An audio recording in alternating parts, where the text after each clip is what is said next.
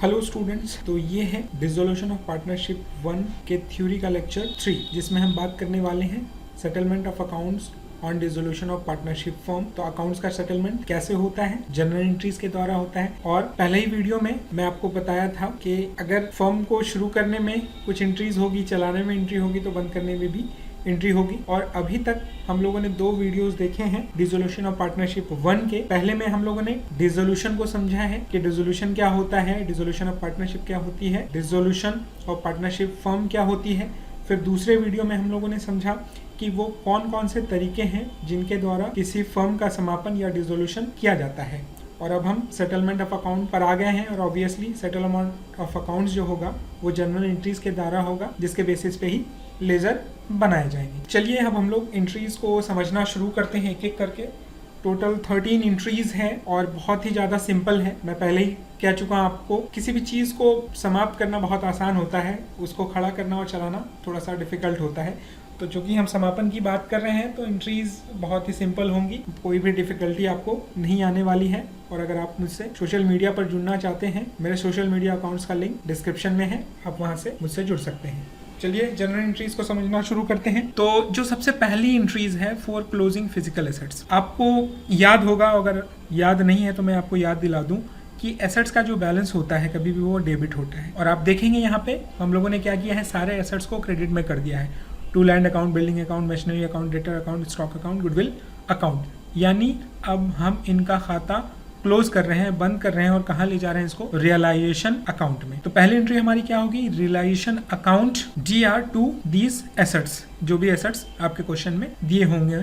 और सिंपल सी बिल्कुल एंट्री है। नरेशन क्या लिख देंगे, being the above assets transfer to realisation account. अब हम लोग दूसरी एंट्री को यहाँ पर देखते हैं। दूसरी एंट्री क्या होगी, तो जो ऊपर एसेट्स थे वो फिजिकल एसेट्स थे, है ना। और अब हम लोग बात करने वाले हैं नॉन फिजिकल एसेट्स के, यानी जो कि एसेट साइड में लिखे तो होते हैं लेकिन उनका कोई अपना फिजिकल एग्जिस्टेंस नहीं होता है, वो सिर्फ नाम के होते हैं, ठीक है।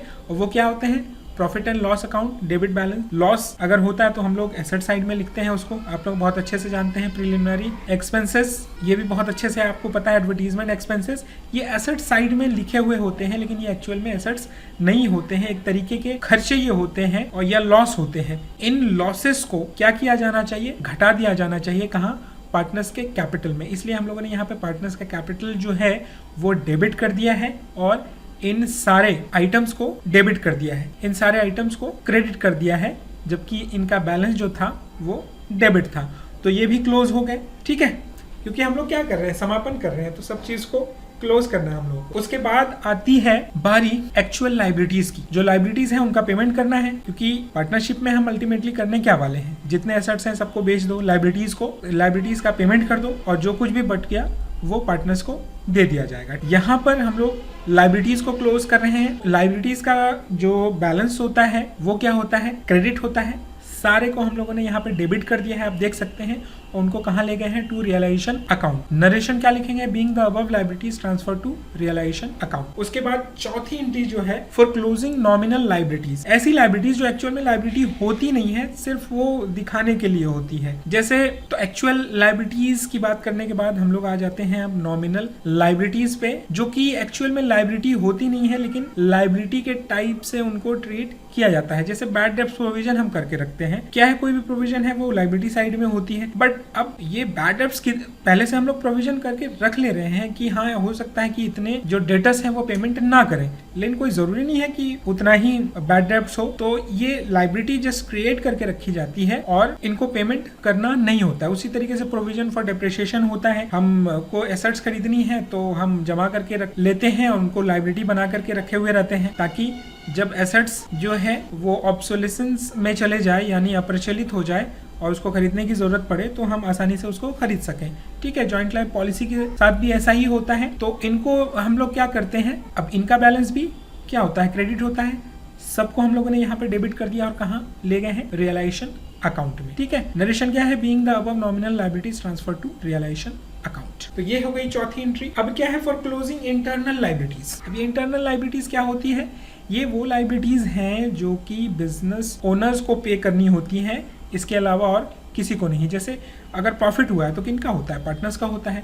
रिजर्व रखा गया है तो किनका है, वो पार्टनर्स का है, ना कि किसी बाहर वाले को देना है। मैं एक बार फिर आपको याद दिला दूं कि बिजनेस का अस्तित्व और उसके स्वामी का अस्तित्व अलग अलग होता है। तो इसलिए प्रॉफिट जो है वो लायबिलिटी है। क्यों है, क्योंकि ये प्रॉफिट फर्म का नहीं है बल्कि फर्म के जो मालिक हैं, पार्टनर्स हैं, उनका है। रिजर्व भी लायबिलिटी है फर्म के लिए, क्योंकि ये रिजर्व किनका है, पार्टनरशिप फर्म के ओनर्स का है। ठीक है, तो आप देखेंगे यहाँ पे कि profit and loss account D R, reserve account D R to partners capital account. तो जब भी हम पार्टनर्स कैपिटल अकाउंट को क्रेडिट करेंगे, यानी उसको हम लोग बढ़ा रहे हैं, उसमें जमा कर रहे हैं, क्योंकि पार्टनर्स कैपिटल जो क्या है वो इसका क्रेडिट बैलेंस होता है, और उसको और अगर क्रेडिट कर रहे हैं इसका मतलब उसको और बढ़ा रहे हैं। और जैसा कि हम लोगों ने यहाँ पे देखा, जो नॉन फिजिकल एसेट्स हैं ये सारे लॉस थे, तो उनको क्या किया हम लोगों ने, क्रेडिट यहाँ पे कर दिया, और उसके बाद पार्टनर्स कैपिटल को डेबिट कर दिया। क्यों डेबिट कर दिया, क्योंकि ये सारे हैं लॉस या खर्चे हैं। तो अगर फर्म बंद हो रही है तो ये लॉस किनका होगा, जो बिजनेस के ओनर हैं उनका होगा,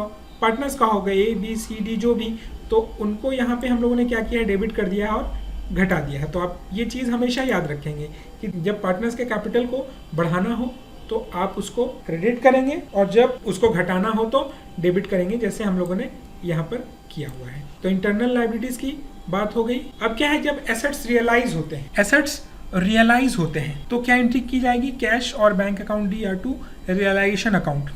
अब आपका यहाँ पर एक सवाल हो सकता है कि सर हम लोग डायरेक्टली यहाँ पर क्यों नहीं लिखते हैं cash account D R to particular assets account. मान लीजिए मशीनरी बिक गई तो कैश अकाउंट डी आर या बैंक अकाउंट डी आर, और मशीनरी टू मशीनरी अकाउंट इसलिए नहीं लिख रहे हैं हम लोग यहाँ पे बच्चे, क्योंकि हम लोगों ने क्या किया है, एसेट्स एंड लायबिलिटीज को रियलाइजेशन में डाल दिया है। तो जो भी पेमेंट होगा या जो भी रिसीविंग होगी एसेट से या लायबिलिटी की जो पेमेंट होगी वो अब लिंक हो जाएगी कहाँ से, रियलाइजेशन अकाउंट से। तो रियलाइजेशन एक नॉमिनल अकाउंट है जो प्रॉफिट एंड लॉस बताता है। तो चूंकि कैश आ रहा है, हमको फायदा हुआ है, इसलिए हम लोगों ने इसको क्रेडिट कर दिया है यहाँ पे। तो being assets realise and transfer to realisation account. अब क्या है, एक सिचुएशन यहाँ पर ये आती है कि इफ टेकन बाय पार्टनर, अगर कोई पार्टनर कोई एसेट्स ले लेता है, ठीक है, तो ऑब्वियसली वो कैश हम लोगों को देगा नहीं। तो यहाँ पर क्या करना पड़ेगा, चूंकि अगर वो कैश ले रहा है तो उसका कैपिटल घटाया जाना चाहिए कि नहीं। तो यहाँ पर हम लोग क्या करेंगे, partners capital account debit to realisation लिख देंगे, जो भी पार्टनर होगा। ए तो A's capital account D R to realisation account. Simple सी थ्योरी है, अगर वो कुछ ले रहा है तो उसका कैपिटल घटेगा ही। अब लायबिलिटी अगर डिस्चार्ज हो रही है, सेम अपोजिट फॉर्मूला यहाँ पर अप्लाई होगा, रियलाइजेशन को डेबिट करेंगे क्योंकि एक तरीके का लॉस हो रहा है, पैसा जा रहा है, और रियलाइजेशन नॉमिनल अकाउंट है तो रियलाइजेशन अकाउंट हम लोग यहाँ पे डेबिट करेंगे टू कैश और बैंक कर देंगे। यहाँ पे भी लायबिलिटीज को हम लोग को डेनोट नहीं करना है, पर्टिकुलर लायबिलिटी जो है। क्यों नहीं करना है, क्योंकि सारे को हम लोग रियलाइजेशन में ट्रांसफर कर चुके हैं, तो अब वो लिंक हो गया है रियलाइजेशन अकाउंट से, इसलिए हम लोग यहाँ पर रियलाइजेशन लिख रहे हैं। Being liabilities paid and transfer to realisation account, ठीक है। अगर कोई पार्टनर लायबिलिटी को ले लेता है तो क्या होगा, यहाँ पे रियलाइजेशन अकाउंट ऐसे ही रहेगा। यहाँ पर आप पार्टनर्स कैपिटल अकाउंट जो भी ले रहा है, एक्स ले रहा है तो एक्स कैपिटल अकाउंट क्रेडिट कर देंगे। क्यों क्रेडिट करेंगे, क्योंकि वो फायदा पहुंचा रहा है फर्म को, है ना, वो नुकसान सह रहा है, तो इसलिए उसको फायदा दिया जाना चाहिए उसका कैपिटल बढ़ा करके। यहाँ पर क्या हो रहा था, वो फायदा ले रहा था फर्म से, इसलिए उसका कैपिटल हम लोगों ने घटाया यहाँ पे, लेकिन यहाँ पर उसका कैपिटल बढ़ाना है क्रेडिट करके। When unrecorded assets are realise, कभी कभी क्या होता है कि बैलेंस शीट में आपकी एसेट्स दी हुई नहीं होती है ना, और अचानक से एडजस्टमेंट में लिखा हुआ होता है कि एक एसेट जिसका कोई रिकॉर्ड नहीं है, अचानक से उससे पैसा प्राप्त हो गया। पैसा प्राप्त हो गया तो अच्छी बात है ना, तो क्या करेंगे हम लोग, कैश अकाउंट और bank account D R to realisation account, है ना। रियलाइजेशन को क्रेडिट कर दिया, क्यों, क्योंकि फायदा हो रहा है हम लोगों को, नहीं था आ गया, अच्छी बात है।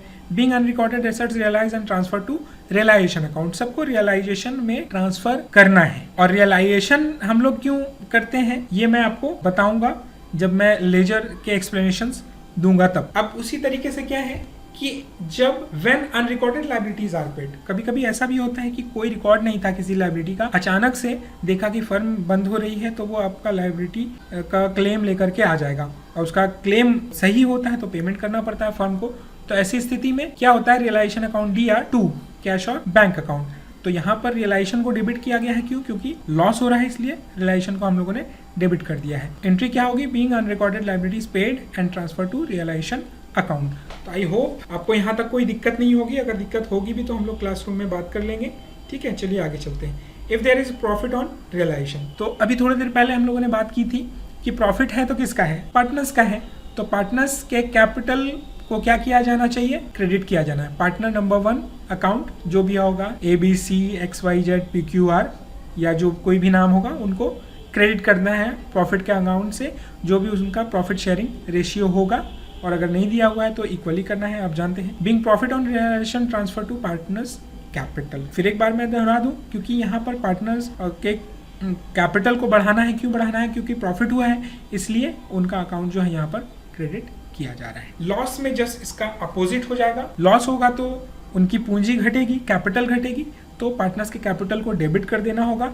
तो partner number 1 capital account, partners number 2 capital account to realisation account, being loss on realisation transfer to partners capital account. तो यहाँ तक जो था वो नॉर्मल एंट्रीज थी सारी, जो कि होगी ही। अब हम लोग फाइनल स्टेज में पहुंच रहे हैं, जब फाइनल अकाउंट का सेटलमेंट होगा। ऐसी स्थिति में क्या होगा कि अब पार्टनर्स को पेमेंट किया जाना है, ठीक है। तो वो पेमेंट कैसे होगा, उसका अगर क्रेडिट साइड जो है वो डेबिट साइड से अधिक है, यानी कि 10,000 रुपये की अगर उसकी कैपिटल थी और 2,000 रुपया प्रॉफिट में उसका हिस्सा आया है 12,000, और 3,000 की उसने अगर कोई एसेट्स ले ली है तो 3,000 उसमें घट जाएगा।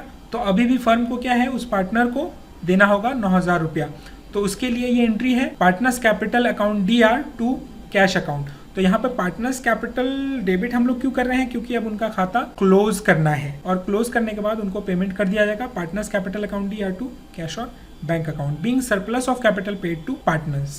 सरप्लस ऑफ कैपिटल क्या, कि उसने जितनी पूंजी लगाई थी और उसमें सारे खर्चे वगैरह एडजस्ट करने के बाद, लॉसेस एडजस्ट करने के बाद जो कुछ भी कैपिटल बचा, तो वो पेमेंट उसको किया जाना चाहिए कि नहीं, ऑफ कोर्स किया जाना चाहिए।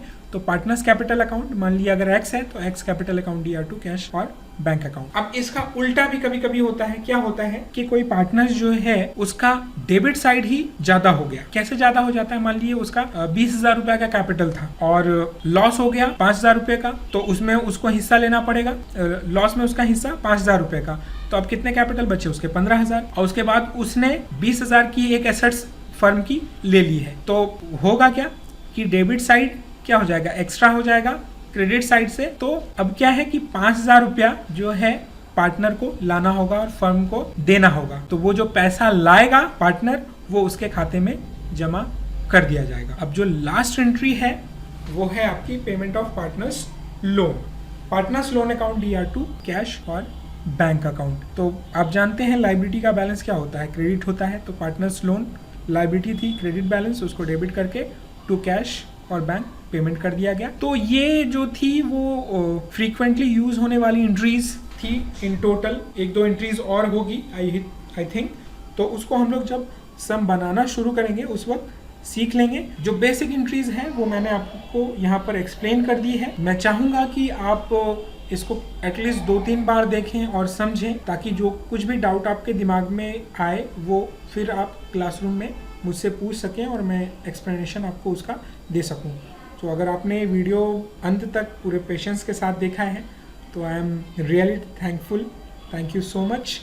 अब नेक्स्ट वीडियो में हम लोग मिलेंगे जिस पर हम लोग लेजर अकाउंट के बारे में बात करेंगे। तो थैंक यू सो मच।